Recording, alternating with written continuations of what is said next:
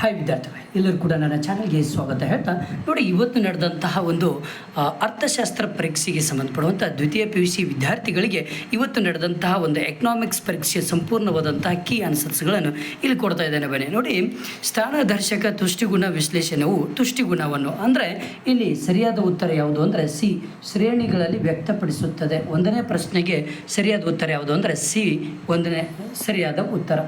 Next ಬಂದುಬಿಟ್ಟು ಎರಡನೇ ಪ್ರಶ್ನೆಗೆ ಸರಿಯಾದ ಉತ್ತರ ಯಾವುದು ಅಂದರೆ ಇಲ್ಲಿ TFCಯು 200 ರೂಪಾಯಿಗಳು ಮತ್ತು TVCಯು 225 ರೂಪಾಯಿಗಳಿದ್ದಾಗ ಒಟ್ಟು ವೆಚ್ಚವನ್ನು ಕಂಡುಹಿಡಿಯಿರಿ. ಅಂದರೆ ಎರಡನ್ನು ಕೂಡಿಸಿದಾಗ ನಮಗೆ ಎಷ್ಟು ಬರುತ್ತೆ? 425 ಬರುತ್ತೆ. ಎರಡನೇದು ಸಿ ಸರಿಯಾದ ಉತ್ತರ. ನೆಕ್ಸ್ಟ್ ಬಂದುಬಿಟ್ಟು ಮೂರನೇದು ಇಲ್ಲಿ ಉತ್ಪಾದನಾಂಗ ವೆಚ್ಚದಲ್ಲಿ ನಿವ್ವಳ ರಾಷ್ಟ್ರೀಯ ಉತ್ಪನ್ನವನ್ನು ಹೀಗೆ ಎನ್ನುತ್ತೇವೆ. ಮೂರನೇದು ರಾಷ್ಟ್ರೀಯ ಆದಾಯ ಸರಿಯಾದ ಉತ್ತರ. ಓಕೆನಾ? ನೆಕ್ಸ್ಟ್ ಬಂದುಬಿಟ್ಟು ಇಲ್ಲಿ ಸಮಗ್ರ ಹಣಕಾಸಿನ ಸಂಪನ್ಮೂಲವನ್ನು ಹೀಗೆ ಕರೆಯುತ್ತೇವೆ. ಇಲ್ಲಿ ಸರಿಯಾದ ಉತ್ತರ ಯಾವುದು ಅಂದರೆ M3. ಸಮಗ್ರ ಹಣಕಾಸಿನ ಸಂಪನ್ಮೂಲವನ್ನು ನಾವು M4 ಎಂದು ಕರೀತೇವೆ. ಸರಿಯಾದ ಉತ್ತರ ಯಾವುದು ಅಂದರೆ ಎ, ಇಲ್ಲಿ ಬಿ ಅಲ್ಲ, ಸರಿಯಾದ ಉತ್ತರ M4 ಆಗುತ್ತೆ. ಓಕೆ, ನೆಕ್ಸ್ಟ್ ಬಂದುಬಿಟ್ಟು ಈ ಕೆಳಗಿನೊಳಲ್ಲಿ ಯಾವುದು ಕಾಗದ ತೆರಿಗೆ ಉದಾಹರಣೆಯಾಗಿದೆ ಅಂದರೆ ಇಲ್ಲಿ 5ನೇ ಪ್ರಶ್ನೆಗೆ ಸರಿಯಾದ ಉತ್ತರ ಸಂಪತ್ತಿನ ತೆರಿಗೆ ಆಗಿರುತ್ತೆ. ಡಿ ಸರಿಯಾದ ಉತ್ತರ. ನೆಕ್ಸ್ಟ್ ಬಂದುಬಿಟ್ಟು ಅವನದಲ್ಲಿ ಸರಿಯಾದ ಉತ್ತರ. ನೋಡಿ, ವಾಸ್ತವವಾಗಿ ಎಲ್ಲ ಆರ್ಥಿಕತೆಗಳು ಮಿಶ್ರ ಆರ್ಥಿಕತೆಗಳಾಗಿರ್ತವೆ. ಇದು 1ನೇ ಪ್ರಶ್ನೆಗೆ ಸರಿಯಾದ ಉತ್ತರ. ನೆಕ್ಸ್ಟು 7ನೇ ಪ್ರಶ್ನೆಗೆ ಸರಿಯಾದ ಉತ್ತರ ಒಂದೇ ಗರಿಷ್ಠ ಮಟ್ಟದ ಉತ್ಪಾದನೆಯನ್ನು ನೀಡುವ ಎರಡು ಆದಾನಗಳ ಎಲ್ಲ ಸಂಭವನೀಯ ಸಂಯೋಜನೆಗಳ ಸಮೂಹವನ್ನು ನಾವು ಸಮ ಉತ್ಪನ್ನ ರೇಖೆ ಎಂದು ನಾವು ಕರೀತೇವೆ. ಇದು 2ನೆಯ ಒಂದು ಪ್ರಶ್ನೆಗೆ ಸರಿಯಾದ ಉತ್ತರ, 7ನೇ ಪ್ರಶ್ನೆಗೆ. ನೆಕ್ಸ್ಟು 8ನೇ ಪ್ರಶ್ನೆಗೆ ಸರಿಯಾದ ಉತ್ತರ ಯಾವುದು ಅಂದರೆ ಬೆಲೆ ಪಡೆಯುವ ವರ್ತನೆಯು ಇಲ್ಲಿ ಪೂರ್ಣ ಪೈಪೋಟಿ ಮಾರುಕಟ್ಟೆ ವಿಭಿನ್ನ ಗುಣಲಕ್ಷಣವಾಗಿರುತ್ತದೆ. ನೆಕ್ಸ್ಟು ಹಣವನ್ನು ಇಟ್ಟುಕೊಳ್ಳುವ ಪ್ರಮುಖ ಉದ್ದೇಶವೆಂದರೆ ವ್ಯವಹಾರದ ಅಗತ್ಯತೆಯನ್ನು ನಿಭಾಯಿಸುತ್ತದೆ. ನೆಕ್ಸ್ಟು ಹೂಡಿಕೆ ಡ್ಯಾಶ್ ಹೂಡಿಕೆಯನ್ನು ಭೌತಿಕ ಬಂಡವಾಳ ಅಂದರೆ ಹೂಡಿಕೆಯನ್ನು ಭೌತಿಕ ಬಂಡವಾಳ ಸಂಗ್ರಹಕ್ಕೆ ಆಗುವ ಸೇರ್ಪಡೆ ಎಂದು ನಾವು ವ್ಯಾಖ್ಯಾನಿಸ್ತೇವೆ. ಓಕೆನಾ? ಇಲ್ಲಿ 10ನೇ ಪ್ರಶ್ನೆಗೆ ಸರಿಯಾದ ಉತ್ತರ ಹೂಡಿಕೆ. ನೆಕ್ಸ್ಟು ಹೊಂದಿಸಿ ಬರೆಯಿರಿ. ಸರಿಯಾದ ಉತ್ತರ ಏನಪ್ಪ ಅಂದರೆ ಹೊಂದಿಸಿ ಬರೆಯಿರಿ.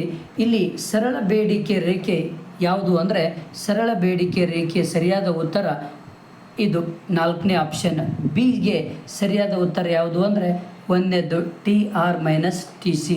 ನೆಕ್ಸ್ಟ್ ಆ್ಯಡಮ್ ಸ್ಮಿತ್ ಇಲ್ಲಿ ಕಾಣದ ಕೈ ಕಾರ್ಯಾಚರಣೆ ಡಿ ಯಾವುದಪ್ಪ ಅಂದರೆ 5th. ಇದು ಸಿ ಯಾವುದು ಅಂದರೆ 5th ಬರುತ್ತೆ. ಡಿ 3ನೇದು ಬರುತ್ತೆ. ತಪಶೀಲು ಪಟ್ಟಿ 3ನೇದು. ದಾಸ್ತಾನು ಚಲಕ ಈ ಯಾವುದಪ್ಪ ಅಂದರೆ ನಿರ್ವಹಣಾ ಹೊಂದಾಣಿಕೆ 2ನೇದು ಡಟಿ ಹೊಂದಾಣಿಕೆ. ಓಕೆ, ಇಷ್ಟು ಇಂಪಾರ್ಟೆಂಟ್ ಪ್ರಶ್ನೆಗಳು ಹೊಂದಿಸಿ ಬರೆಯಿರಿ. ನೆಕ್ಸ್ಟು 1 ಮಾರ್ಕ್ಸಿಂದು MRS ಅಂದರೆ ಮಾರ್ಜಿನಲ್ ರೇಟ್ ಆಫ್ ಸಬ್ಸ್ಟಿಟ್ಯೂಷನ್ ಅಂತ ಹೇಳ್ತೀವಿ. ನೆಕ್ಸ್ಟ್ 13ನೇ ಪ್ರಶ್ನೆಗೆ ಪೂರೈಕೆ ಎಂದರೇನು ಅಂದರೆ ಇಲ್ಲಿ ನಿರ್ದಿಷ್ಟ ಸಮಯದಲ್ಲಿ ನಿರ್ದಿಷ್ಟ ಬೆಲೆಯಲ್ಲಿ ಮಾರುಕಟ್ಟೆಯಲ್ಲಿ ಮಾರಾಟವಾಗುವಂತಹ ಲಭ್ಯ ಇರುವ ಸರಕುಗಳ ಪ್ರಮಾಣವನ್ನು ಪೂರೈಕೆ ಎಂದು ನಾವು ಕರೀತೇವೆ. ಓಕೆನಾ? ನೆಕ್ಸ್ಟ್ ಬಂದುಬಿಟ್ಟು ಇಲ್ಲಿ 14ನೇ ಪ್ರಶ್ನೆಗೆ ಸರಿಯಾದ ಉತ್ತರ ಯಾವುದು ಅಂದರೆ ರಫ್ತುಗಳ ಅರ್ಥ ನೀಡಿ ಅಂತ ಇದೆ ಇಲ್ಲಿ, ಹೌದಲ್ವಾ? ಇಲ್ಲಿ ನೋಡಿ, ರಫ್ತುಗಳು ಎಂದರೆ ಒಂದು ದೇಶವು ತನ್ನ ಗತಿಗಳಿಗಿಂತ ವಿದೇಶಿ ದೇಶಗಳಿಗೆ ಸರಕು ಮತ್ತು ಸೇವೆಗಳನ್ನು ಮಾರಾಟ ಮಾಡುವುದೇ ಇಲ್ಲಿ ಒಂದು ರಫ್ತುಗಳ ಅರ್ಥವನ್ನು ನೀಡ್ತೇವೆ. 15ನೇದು ಯಾವುದು ಅಂದರೆ ತೆರಿಗೆ ಅಥವಾ ಬಡ್ಡಿ ದರ. ಇವೆರಡರಲ್ಲೂ ಕೂಡ ಯಾವುದಾದ್ರೂ ಒಂದು ಬರೆದರೂ ಆಗುತ್ತೆ. 15ನೇದು ತೆರಿಗೆ ಅಥವಾ ಬಡ್ಡಿ ದರ ಆಗುತ್ತೆ. 16ನೇದು ಸ್ವದೇಶಿ ಹಣದ ಮೌಲ್ಯ ಏರಿಕೆ ಎಂದರೇನು ಅಂದರೆ ಇಲ್ಲಿ ವಿದೇಶಿ ವಿನಿಮಯ ಮಾರುಕಟ್ಟೆಯಲ್ಲಿ ಇತರ ಕರೆನ್ಸಿಗಳಲ್ಲಿ ಹೋಲಿಸಿದರೆ ದೇಶೀಯ ಕರೆನ್ಸಿಯ ಮೌಲ್ಯ ಹೆಚ್ಚಾಗುತ್ತೆ. 17ನೇದು ಮೂಲ ಆರ್ಥಿಕ ಚಟುವಟಿಕೆಗಳನ್ನು ಪಟ್ಟಿ ಮಾಡಿ ಅಂದರೆ ಉತ್ಪಾದನೆ, ವಿತರಣೆ, ಬಳಕೆ. ಓಕೆನಾ? ಭಾಳ ಇಂಪಾರ್ಟೆಂಟ್ ಇದು. 3ನೇದು ಮೂಲ ಆರ್ಥಿಕ ಚಟುವಟಿಕೆಗಳ ಪಟ್ಟಿ ಮಾಡಿ ಅಂದರೆ ಉತ್ಪಾದನೆ, ವಿತರಣೆ, ಬಳಕೆ. ಇವು 3 ಬರೆದ್ರೆ ಸಾಕು.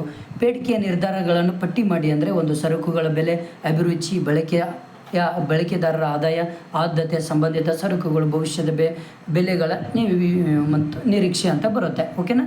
ನೆಕ್ಸ್ಟು 19ನೇ ಪ್ರಶ್ನೆಗೆ ಸರಿಯಾದ ಉತ್ತರ ಯಾವುದು ಅಂದರೆ ನೋಡಿಲಿ, ದೀರ್ಘಾವಧಿ ವೆಚ್ಚಗಳು ಯಾವುವು ಅಂದರೆ ದೀರ್ಘಾವಧಿಯಲ್ಲಿ ಎಲ್ಲ ವೆಚ್ಚಗಳು ಬದಲಾಗ್ತಾ ಹೋಗ್ತದೆ. ಅಂದರೆ ಸ್ಥಿರ ವೆಚ್ಚಗಳು ಇರುವುದಿಲ್ಲ. ಎಲ್ಲ ವೆಚ್ಚಗಳು ಪರಿವರ್ತಕ ಸ್ಥಿರ ವೆಚ್ಚಗಳಾಗಿರ್ತವೆ. ನೆಕ್ಸ್ಟ್ 20ನೇದು ಇಲ್ಲಿ ಏನಪ್ಪ ಅಂದರೆ ಲಾಭ ಗರಿಷ್ಠಗೊಳ್ಳುವಂಥದ್ದು, ಸ್ಥಗಿತ ಬಿಂದುವಿನ ಅರ್ಥವನ್ನು ಬರೆಯಿರಿ. ಇವೆಲ್ಲವೂ ಕೂಡ ತುಂಬ ಈಸಿ ಇದ್ದಾವೆ, ನೋ ಪ್ರಾಬ್ಲಮ್. ಬಟ್ ಇವಾಗ ನಿಮಗೆ ಲಾಂಗ್ ಕ್ವಶನ್ಸ್ ಒಂದು ಹೇಳಿಬಿಡ್ತೇನೆ. ಓಕೆನಾ? ಬನ್ನಿಲಿ, ಇಲ್ಲಿ ಎಷ್ಟು ಬರುತ್ತೆ? ಇದು ಇಂಪಾರ್ಟೆಂಟ್, 6 ಮಾರ್ಕ್ಸಿಗೆ ತುಂಬ ಇಂಪಾರ್ಟೆಂಟ್ ಇದು. ಹಾಗಾದರೆ ಮೊದಲನೆಯ ಕಾಲಮಲ್ಲಿ GDP FC ಎಷ್ಟಾಗುತ್ತೆ ಅಂದರೆ ಇಲ್ಲಿ 3600 ಬರುತ್ತೆ. ಎಷ್ಟು? 3600 ಬರುತ್ತೆ. ನೆಕ್ಸ್ಟು NDP MP ಎಷ್ಟು ಬರುತ್ತೆ ಅಂದರೆ 3500 ಬರುತ್ತೆ. 3500. NDP FC ಎಷ್ಟು ಬರುತ್ತೆ ಅಂದರೆ 3100 ಬರುತ್ತೆ. 3100 ಬರುತ್ತೆ. GNP at MP ಎಷ್ಟು ಬರುತ್ತೆ ಅಂದರೆ 4600 ಬರುತ್ತೆ. ನೆಕ್ಸ್ಟ್ GNP at FC ಎಷ್ಟು ಬರುತ್ತೆ ಅಂದರೆ 4200 ಬರುತ್ತೆ. ಲಾಸ್ಟ್ NNP at MP 4100 ಬರುತ್ತೆ. ಇದು ತುಂಬ ಇಂಪಾರ್ಟೆಂಟ್ ಪ್ರಶ್ನೆ. ನೆಕ್ಸ್ಟ್ ಬಂದುಬಿಟ್ಟು ಇಲ್ಲಿ 41ನೇ ಪ್ರಶ್ನೆಗೆ ಸರಿಯಾದ ಉತ್ತರ X1ನ ಒಂದು ಉತ್ತರ ಎಷ್ಟಪ್ಪ ಅಂದರೆ 20 ಬರುತ್ತೆ. ಎಗೆ 20, ಬಿಗೆ 12, ಸಿಗೆ ಇಳಿಮುಖ ಇಳಿಜಾರು ಆಗಿರುತ್ತದೆ. ಇಳಿಮುಖ ಕೆಳಮುಖ ಇಳಿಜಾರು ಆಗಿರುತ್ತದೆ. ನೆಕ್ಸ್ಟು ಡಿಗೆ ಸಮವಾಗಿರುತ್ತದೆ. ಡಿ ಪ್ರಶ್ನೆಗೆ ಸರಿಯಾದ ಉತ್ತರ ಸಮವಾಗಿರ್ತದೆ. ಈ ಪ್ರಶ್ನೆಗೆ ಸರಿಯಾದ ಉತ್ತರ ಎಷ್ಟು ಸರಿ ಅಂತ ಬರೀಬೇಕಾಗುತ್ತೆ. ಓಕೆನಾ. ನೆಕ್ಸ್ಟ್ ಬಂದುಬಿಟ್ಟು ಇಲ್ಲಿ ತುಂಬ ಇಂಪಾರ್ಟೆಂಟ್ ಇದು ಕೂಡ ಕಾರ್ಯಭಾರ 43ನೇ ಪ್ರಶ್ನೆಗೆ ಇಲ್ಲಿ 800, ಇಲ್ಲಿ ಹಿಟ್ಟು ಗಿರಣಿ ಇಲ್ಲಿ 1000, ನೆಕ್ಸ್ಟ್ ಇಲ್ಲಿ ಬ್ರೆಡ್ ಇಲ್ಲಿಯೂ ಕೂಡ 1000 ಬರುತ್ತೆ. ಇಲ್ಲಿ ಚಿಲ್ಲರ್ ಅಂಗಡಿ ಇಲ್ಲಿ 1500, ಟೋಟಲ್ 1500 ಬರುತ್ತೆ. Okay, thank you friends, thank you.